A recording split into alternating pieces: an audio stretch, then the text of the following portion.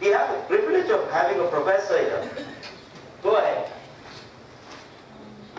Sir, marketing is actually a combination of the 4 P's. Yes. Then you have a product, you price it, you have a place where you have to sell it, and then you promote the product. Combination of 4 P's is what we call as the marketing. Very good. Thank you, ma'am. Sir, that's great. Mr. Ashwini Kumar, you're one of the pioneers in this room. You've trekked all the way to Argentina to, what did you do, market or sell? Are you sure? Then why are we sitting in a room wanting to be sales champions? Is there any difference between the two? It's a tool. It's a tool. What is the tool? Marketing. And what is sales? End product. Sales is the end product. Marketing is the tool. Is that right? Yes, sir? What do you think? I have no idea, sir. You have no idea. Well, don't worry, we'll get you an idea shortly. Get idea. What's marketing and sales? Well, marketing is the methodology, sales is the process. Marketing is the methodology, sales is the process.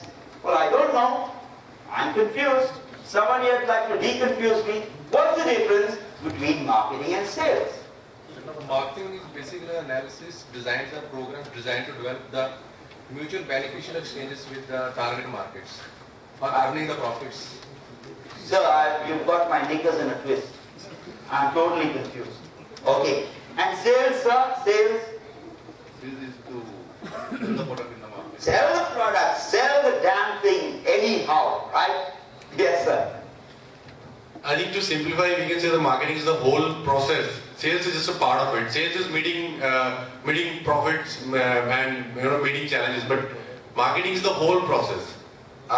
So marketing is spending the money and sales is earning the money. Yeah. Sales comes into place when we already are sure that what is already produced. Sales comes after that point. Marketing starts before even the production, studying what the needs will be. So if you need that, you bring some changes in the product. That also is a part of marketing. You study the needs. You may also create the needs for the people. That all comes under the framework of marketing. Sales comes when already you have the product in your hand. You made an important statement. You said when you create the needs. Really, I'm wondering, can we really do that? Anyone wants to take a bet? It's basically the base of it, and sales is on top as the fruits of it. The fruits, the cherry on the cake. Is that so? Is that so? Yes, sir. Let's have one last guess and then let's get on with I this. can say that marketing means selling is a part of marketing, sales is a part of marketing, and marketing includes pre and post activities. Yes, sir. Okay. We'll have 1 or 2 guys who are really keen on having a go. So yes, well, in simple words, precisely speaking, marketing is the input and selling is the output. That's the mechanical definition. Go ahead. Yeah, actually marketing is like making aware people about your product and briefing them and just bringing them to your product so that they show their interest and they're going to buy it. Alright, okay. One last guy and then we go. Marketing is selling is one part of the long string of marketing where the sales happen by selling and the sales finishes over there and the marketing is extending till the feedback and there is any improvement or any change in the product is required. It is again taken back to the product for any kind of improvement. So bringing the feedback from the market is also part of marketing. And sales and with the sales. Yes, sir. Quickly. Marketing is to create demand for sales, and sale is to fulfill that. All right. Well, you are correct in a certain way, but I really didn't. No one simplified it enough. You see, when this whole business of production took place, the job was to sell what you produced. So sales became transfer of ownership of goods. You own this gadget right now. I'll give you 10 rupees. You're richer by 10 rupees. Now I own this gadget. That's a sale. Transfer of ownership for a consideration. There's an offer, there's an acceptance, there's a consideration, there's a transfer. And that's sales. So that's the way business was done, happily, until Porter and Stanton and all the others came in and said, listen, This is too simple. Things aren't working this way. I've got a go down full of video cassettes and video record players and nobody wants to buy it. Can some guy please tell me how I can stop from making such a huge loss and teach me a better way to do this? So somebody stood up and said, hey man, listen, before you start manufacturing products, why don't you go out, identify a need, and then find a way to satisfy it? And that is marketing. Marketing begins with a need. Selling begins with a product. And that's why we moved this entire era from sales into marketing, because we found it very difficult to first manufacture products and then go out looking for animals to buy our products. It just wouldn't work. And it was damn difficult. But we did it. And that's why sales became such a difficult task. Because we had to keep finding new people every day to buy our products. So I made this cycle, and I first went to the kela wala, then I went to the doodh wala, then I went to the so-and-so wala, and when I got out of breath, I said, I don't know what to do. And then this young lady came to me, she says, listen, I need exercise. I want to look as fit as who? Kareena Kapoor. So I said, okay, I got a gadget for you. It fits in your bedroom. You sit on top of it. It's got weights at the back. You adjust the weights according to how much you want to exercise today. And you pedal away to glory, and you look as slim and beautiful as Kareena Kapoor. Sold? Well, that was marketing. Okay. That was marketing. I identified a need, and I found a way to satisfy it. But what was the product? The same thing. Same thing. So I fooled her into buying a product, right? Right? Yes, Mrs. Sinwani? Right? Selling is fooling people to buy products, right? He is smiling away. Well, no. That's what all of us salespeople are accused of every day. We topi penao people. That's what they say in Mumbai. We kullu banao people. Correct? Salesman hai, sambhalo. Right? Well, I truly believe it's impossible. You can't fool anybody into buying a bad product twice. Think about it. Think about it. Have you ever bought a bad product twice? You bought it once, the first time. You realized it was a bad product. Would you go out and buy it again? Definitely not. So is it easy to fool people to buy products? You can't, because the consumer is not a moron. She's your wife. You think it's easy to fool her?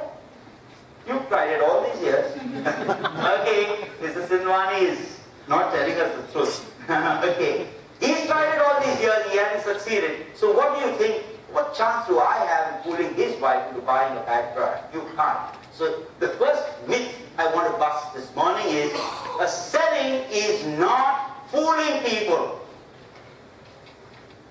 Selling, it cannot fool people into buying bad products. So if you got a bad product, don't go looking for a good salesman. Go looking for a better design engineer who rebuild that product and make it better.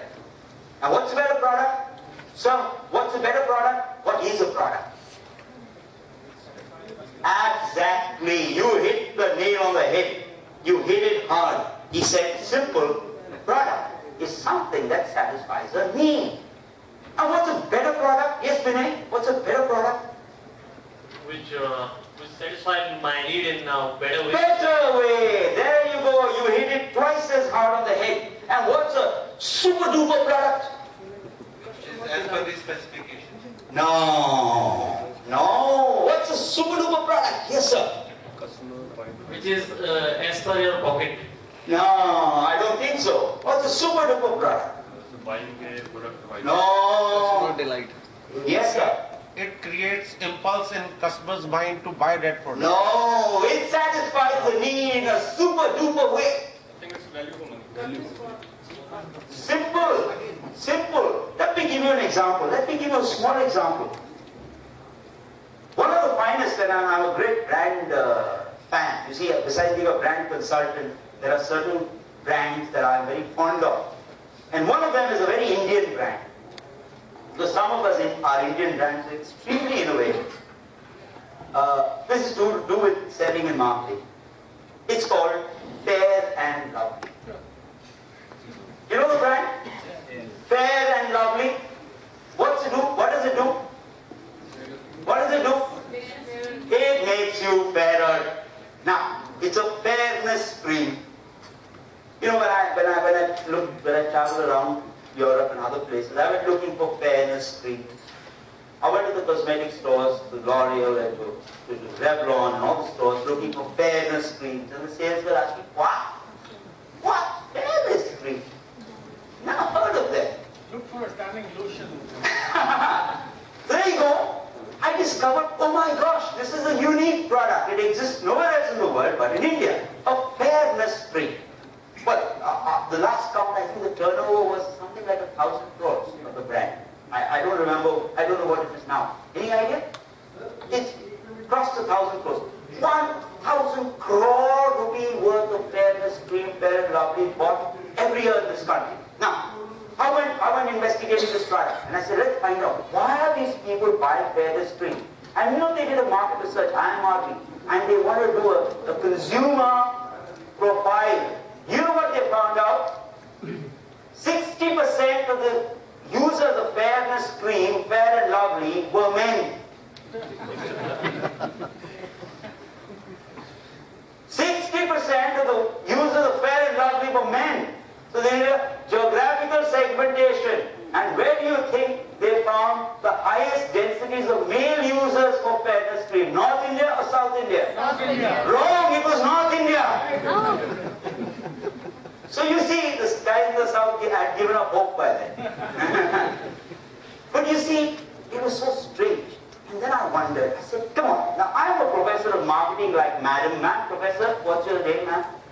Professor Kavita. I said, someone is going to ask me this question and I've got to give an answer. So I better figure out all this business about fairness cream because, you know, it's a unique thing. I'll go to one foreign university somewhere in America and they're going to ask me about fairness cream because they know nothing about it. So I tried to figure it out. And you know what I discovered? That Fair and Lovely was nothing but a sunblock. And I looked into the dynamics of it and I discovered, oh my gosh, OMG. What happens is, I've got this lovely nut brown complexion, nut brown color, given to me by God because the skin has cells in it that have a pigment called melanin. So when I step out into the sun, that pigment acts as a filter and it filters out the UV rays. So the UV doesn't go beyond my epidermis or the top skin. So I'm saved from a dreaded disease called cancer, skin cancer. And when I go into an atmosphere, an environment where there is no sun, it stops secreting melanin to allow the rays in. So I get fairer. So some clever fellow made a lot of sunblock, some 80 or 90%, and sold it as fairness cream. Because every time you applied it and went up into the sun, there was a block. So melanin got cooled, the cells of the skin got cooled, they didn't release the melanin, and therefore the pigment was less. So after 7 days, you had fairer skin. I said, clever fellow, he made a killing out of it. He did nothing, he just imported sunblock and labeled it as fairness cream. Now I began to wonder, oh my gosh, someone talked of a suntan lotion. Now what is the need? Sir, what is the real need? Why does half of humankind spend 1,000 crores of rupees to buy a cream that makes them look fairer?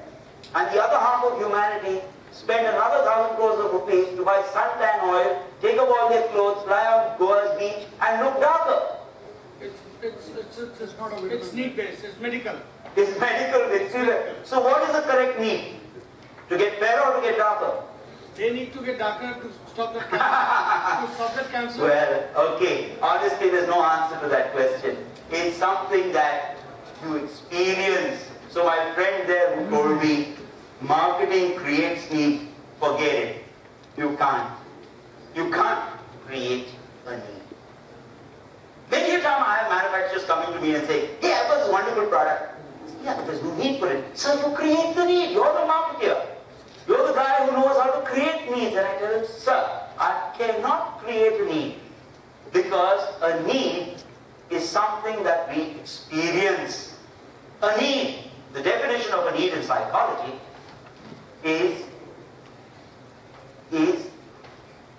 deprivation. When you feel the need, when you are deprived, you experience need. For example, I am deprived of food. So I feel hungry. So what do I do when I feel hungry? I ask for food.